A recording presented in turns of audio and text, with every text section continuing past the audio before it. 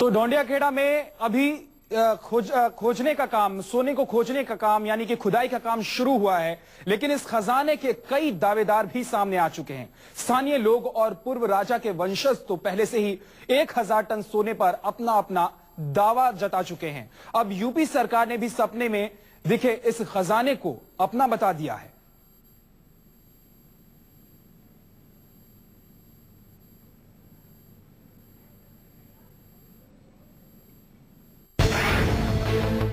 सपना पूरा होने से पहले सामने आए इस सपने के दावेदार। जो भी निकलेगा उत्तर प्रदेश की प्रॉपर्टी होगी। खजाना निकलने से पहले खजाने पर दावेदारी। देखिए, कानून और राज्य सरकार के संपत्ति। बड़ा सवाल, सबसे बड़े खजाने पर किसका हक? तो जो संपत्ति निकलेगी जब, तो राज्य सरकार उसको अपने कब्जे में ले लेगी। उन्नाव के डीएम और एसपी ने सबसे बड़े खजाने का सबसे बड़ा सर्च ऑपरेशन अभी शुरुआत की है। खजाना निकलता है या नहीं, इसके लिए अब इंतजार करना होगा। लेकिन इससे पहले ही इस सपनीले खजाने के दावेदार सामने आ गए हैं। डोंडियाखेड़ा के लोग,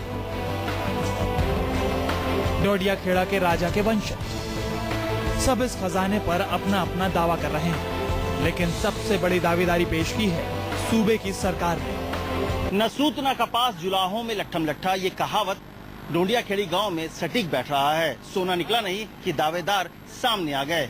वंशज से लेकर सियासी नेताओं तक सबने अपने अपने हिस्से को लेकर अपनी अपनी दावेदारी ठोक दी है।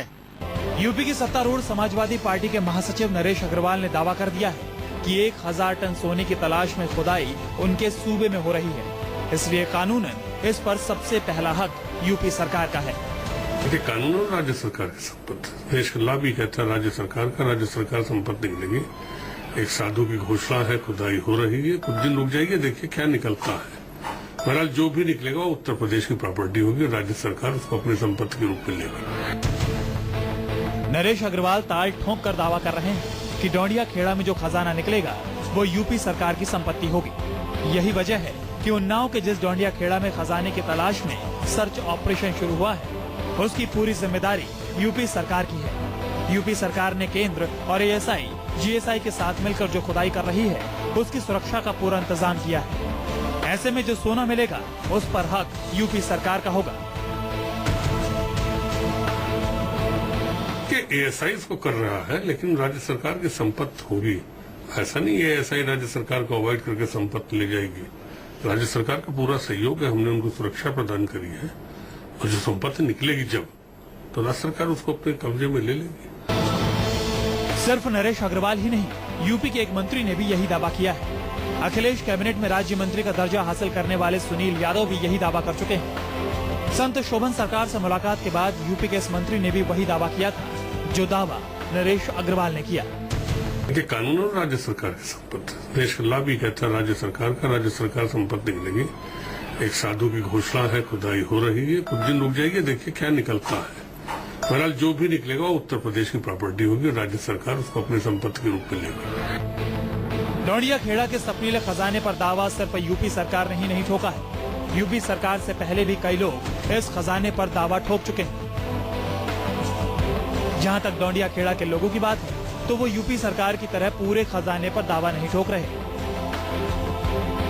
डोंडियाखेड़ा के लोगों ने 1000 टन सोने में से सिर्फ 20% हिस्से पर दावा किया है। कहा तो ये भी जा रहा है कि राजा के वंशजों ने 50% खजाने पर अपना दावा किया है। जबकि सपना देखने वाले साधु शोभन सरकार की माने तो इस खजाने पर हक केंद्र सरकार का है। सरकार इसका इस्तेमाल देश की माली हालत ठीक करने में करे। अचानक एक दिन एक पेपर उनके सामने पहुंच गया। इट वॉज एन एक्सीडेंट और इंसिडेंट, और उनकी उसमें जब निगाह पड़ी तो उसमें जो न्यूज थी वो थी रुपए के भयंकर अबूजन की। उस दिन रुपया 68 रुपए के आसपास क्रॉस हो रहा था और बड़ी भारी एडिटोरियल थी।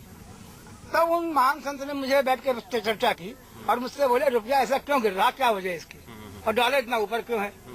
तो मैंने बताया उनको कि रिजर्व बैंक का गोल्ड का मामला है पूरा। बोले चाहे एक काम करो कि गोल्ड अगर हम दे दें भारत सरकार को, तो भारत सरकार ले लेगी। मैंने प्रश्न किया आप कहाँ से देंगे, बोले ये प्रश्न तुम्हारा नहीं है, गोल्ड मुझको देना है। इस तरह से बता रहे हैं कि सोना निकलेगा तो 20% भी काफी होगा इलाके के लिए। खजाना अभी मिला नहीं है, लेकिन जिस तरह से खजाने के दावेदार सामने आ रहे हैं, उससे तो एक अनार 100 बीमार वाली कहावत यहाँ सही साबित होती दिख रही है। दरअसल दावेदार सामने आने की वजह भी है। वजह ये कि सपनीला अनार न सिर्फ बहुत बड़ा है बल्कि बहुत कीमती भी है। लेकिन सवाल ये है कि अगर खुदाई में 1000 टन सोना निकला तो इस पर हक किसका होगा? कानूनन तो प्राकृतिक संसाधनों पर पहला हक केंद्र सरकार का होता है, चाहे वो कहीं भी हो। राज्य सरकार संसाधन पर दावा नहीं कर सकती। हाँ, राज्य सरकार को इस संसाधन की रॉयल्टी जरूर मिलती है।